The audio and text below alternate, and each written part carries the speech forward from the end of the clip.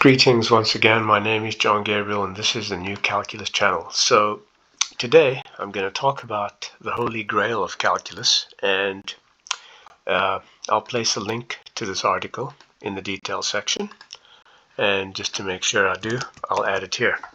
So a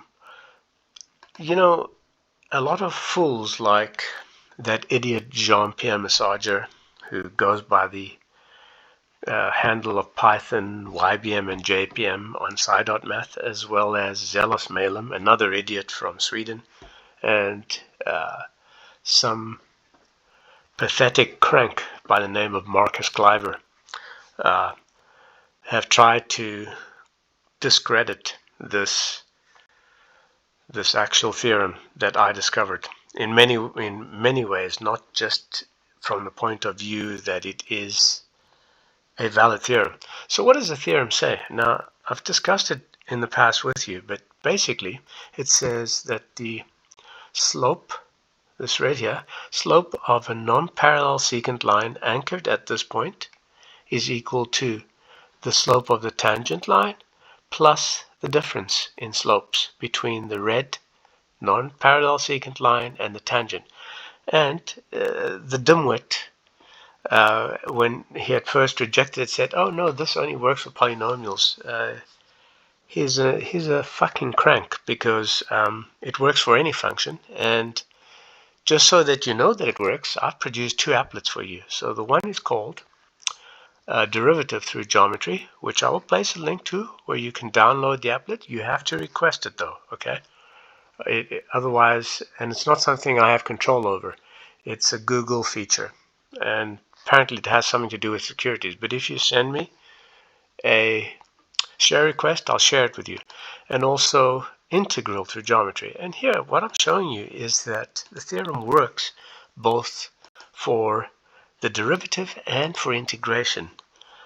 All the pathetic bastard mainstream cranks of mainstream academia, or mathematical academia, have tried to say, well, at first they rejected this naturally. It was bullshit in the beginning. Then suddenly they said, "Oh, well, it's old hat," and then and then they tried to say it was theirs through some pathetic links to Labarre's analysis and some crap called fundamental increment lemma, which it's not even a lemma, it's actually excrement, but that's not the case. So I will give you links to both these applets, and you can download them and see how it works. And so, of course, all you have to do is just type in the function name here. You can set h to whatever you want it to be set, and you can watch the values of q of xh, as well as the value of the tangent line.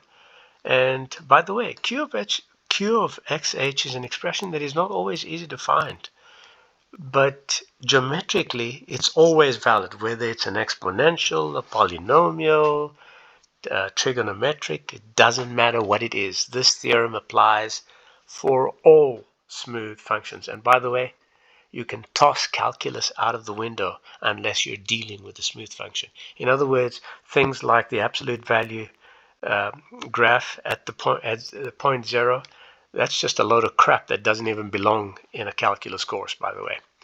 And piecewise functions, which are entirely laughable syphilitic ideas that have come out of the mainstream. So be sure, by the way, to not only download this holy grail in calculus, which I explain everything to you. Also, I reveal to you that this expression here is an arithmetic mean of all the y ordinates in this interval. So this value, which I'll show you over here, this f2 plus q of f2 plus this value here is an arithmetic mean of all the y ordinates in this interval. Okay, so download this article, as well as the book on the non-fictional origins and history of calculus, and you'll see that I'm right. I'm not asking you to believe me. Don't believe anything I say. I don't care whether you believe me or not. I suggest to you to prove these things to yourself. And I've made it possible for you to do so. Now, when you use these applets, be very careful, by the way, because you may have to resize the axis, okay, depending on the graph. Some graphs won't show everything, so make sure you have the correct size axis, the correct XY scale, etc. And this isn't a bad feature of the theorem. It's a feature of the software, GeoGebra, or any other software. You'd have the same problem, okay? When you're using this, always click this button here to refresh the sums, because if you change this, like so, then you need to click that button so you can see what the actual values are, okay? And notice there's nothing about infinity there, nothing about limits, nothing about infinitesimals like you find in the crap that mainstream teach as Riemann sums. Total BS, by the way.